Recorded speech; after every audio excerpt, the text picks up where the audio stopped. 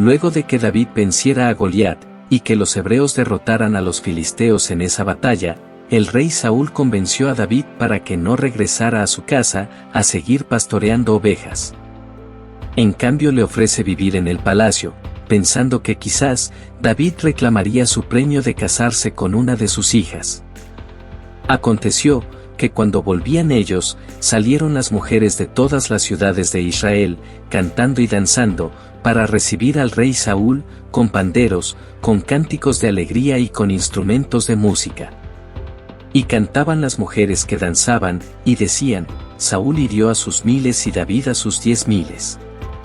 Saúl, lejos de sentirse agraciado por las ovaciones de su pueblo, se sintió opacado y disminuido ante David, por su hazaña contra Goliat, y por haber propiciado la victoria sobre los invasores. Esto lo conllevó a llenarse de celos. El rey estaba atormentado, había sido desechado, y ahora prácticamente había perdido su popularidad para con su pueblo. ¿Había razones para sentirse molesto? Por supuesto que sí, y esto causó tanta indignación ante los ojos de Saúl, que solo alcanzó a decir, a David dieron 10.000, y a mí, 1000, nada más falta, que le den también el reino. Saúl de una vez, se imaginó, que David era a quien Jehová había ungido para ser su sucesor, y comenzó a verlo con mucho desagrado en su propia casa. Durante los primeros días, Saúl no le ofreció a David la mano de su hija, tal y como lo había prometido, por la sencilla razón de que no contaba con la mayoría de edad, es decir, los 20 años. Siendo apenas un mancebo, no se podía casar con una princesa, ni tampoco pertenecer a las filas del ejército, por lo cual se debía esperar hasta cumplir esa edad. Recordemos que la acción de David frente a Goliat fue por su propia voluntad y gallardía. Por ahora lo que podía hacer era tocar el arpa para el rey Saúl. No pasaría mucho tiempo para que Saúl, en unos de sus arranques de celos, arremetiera de manera inesperada en contra de la vida de David. Aconteció al otro día, que el espíritu malo de parte de Dios tomó a Saúl, y él desvariaba en medio de la casa. David tocaba con su mano como los otros días, y tenía Saúl la lanza en la mano. Y arrojó Saúl la lanza, diciendo, enclavaré a David a la pared. Pero David lo evadió 2 veces. Luego de atentar contra la vida del joven, Saúl se excusó de su acción violenta ante el mismo David, culpando a los malos espíritus que lo atormentaban, y que no recordaban nada de los hechos. Y éste le creyó y siguió su vida normal, dejando atrás el impasse.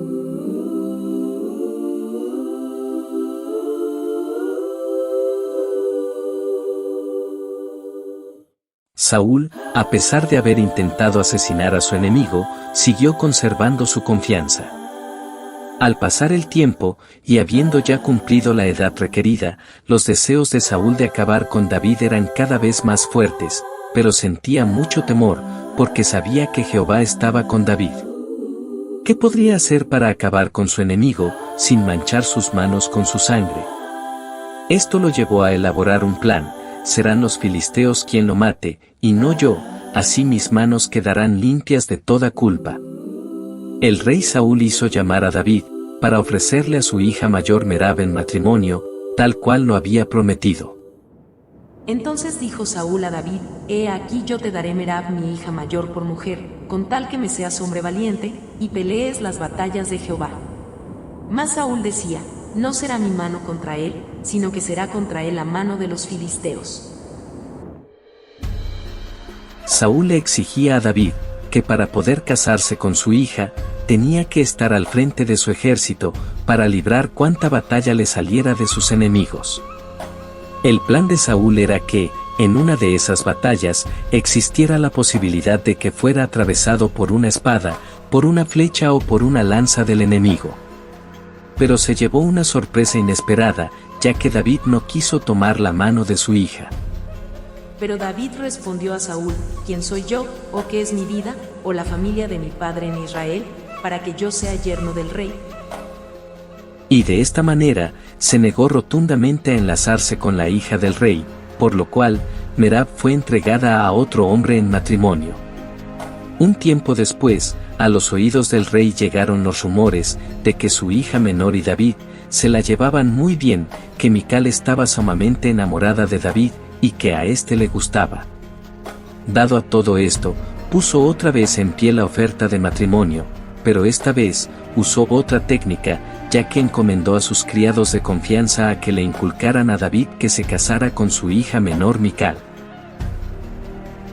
Pero David seguía insistiendo que no podía ser tal cosa, diciendo: ¿Os parece a vosotros que es poco ser yerno del rey, siendo yo un hombre pobre y de ninguna estima? Los criados del rey fueron y le dijeron estas palabras dichas por David, y el rey Saúl entendió que David quería ser un destacado, para poder sentirse con suficiente honor y poder así pertenecer a la familia real. En vista de todo esto, Saúl le hace una oferta que sabe que no podrá despreciar. Y Saúl dijo: decid así a David, el rey no desea la dote, sino 100 prepucios de filisteos, para que sea tomada venganza de los enemigos del rey. Pero Saúl pensaba hacer caer a David en manos de los filisteos. Esto sí que le pareció bien a David, tener la mano de una princesa con dignidad. Y enseguida se pone en marcha para cumplir el extraño pedido de su futuro suegro. No pasaría mucho tiempo, cuando David se le aparecerá, no con 100 prepucios, sino con 200, dejando a Saúl sorprendido, ya que esperaba que le dijeran que David había caído en su intento por cumplir su pedido. Pero no fue así, y tuvo que entregar a Milca en matrimonio a David. Luego de todas estas cosas, Saúl puso a David al frente de miles, para enfrentar sus batallas, y salía David a donde quiera que Saúl le enviaba, y se portaba prudentemente. Y lo puso Saúl sobre gente de guerra, y era acepto a los ojos de todo el pueblo, y a los ojos de los siervos de Saúl.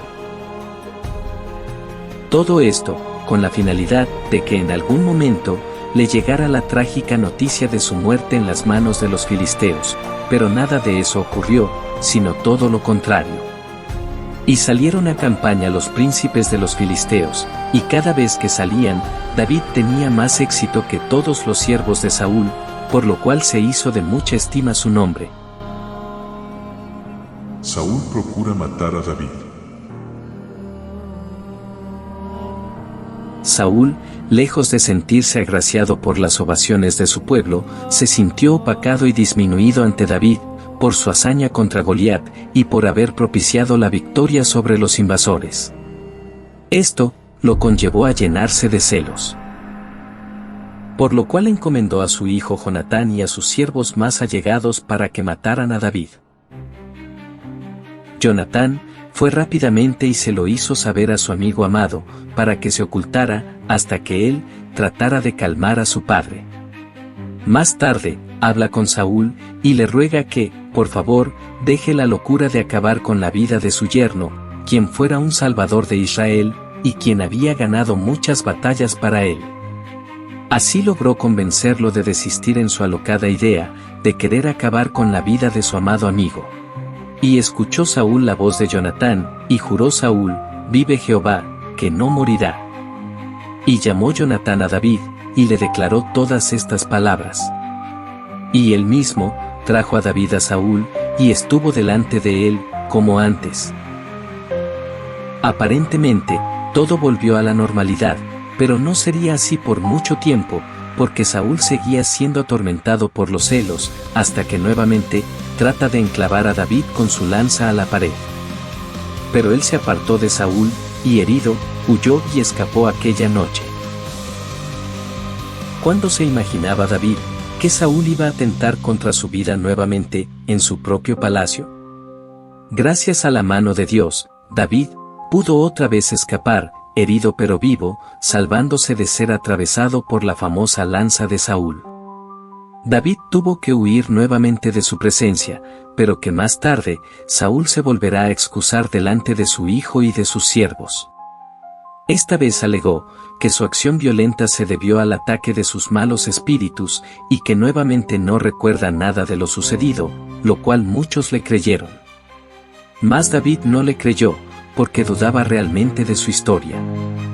A partir de ese entonces, David comenzó a moverse con mucha cautela delante de Saúl y trataba de evitar estar delante de su presencia. No visitaba el palacio, sino que estaba confinado en su casa, donde vivía con su amada esposa Milca.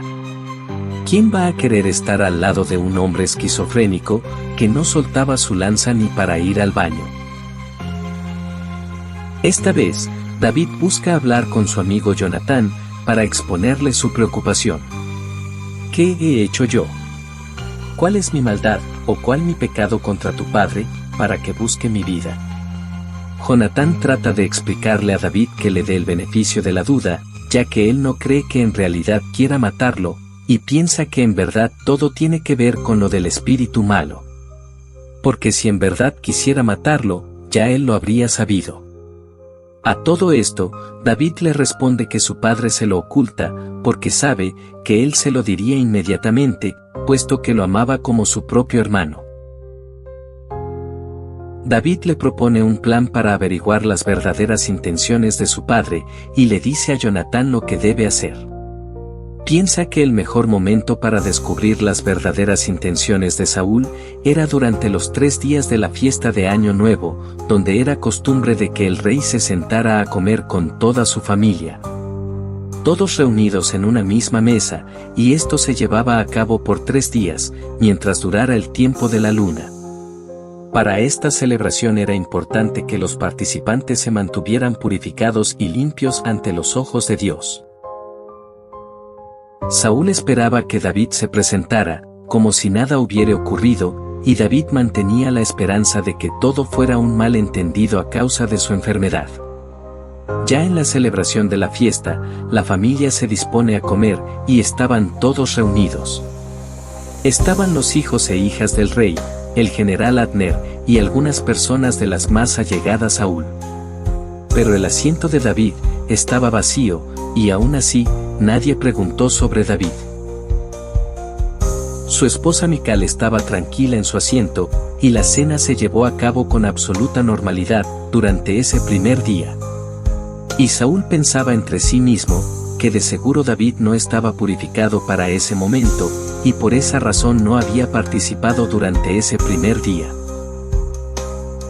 Al siguiente día, el segundo día de la nueva luna, aconteció también que el asiento de David quedó vacío. Y Saúl dijo a Jonatán su hijo, ¿por qué no ha venido a comer el hijo de Isaí, hoy ni ayer? La mayoría de nosotros nos preguntamos, ¿por qué pregunta Saúl a Jonatán por David, y no a su esposa Mical, quién debería ser la más indicada para saber los pasos de su esposo?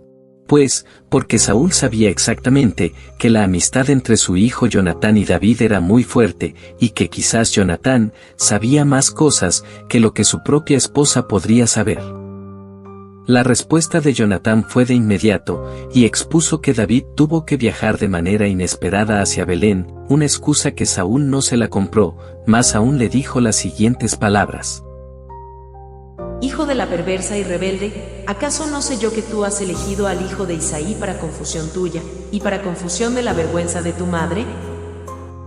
Estas palabras dejaron perplejos a todos los presentes, dejando entrever que Jonatán prefería su amistad con David antes que el honor de la familia real.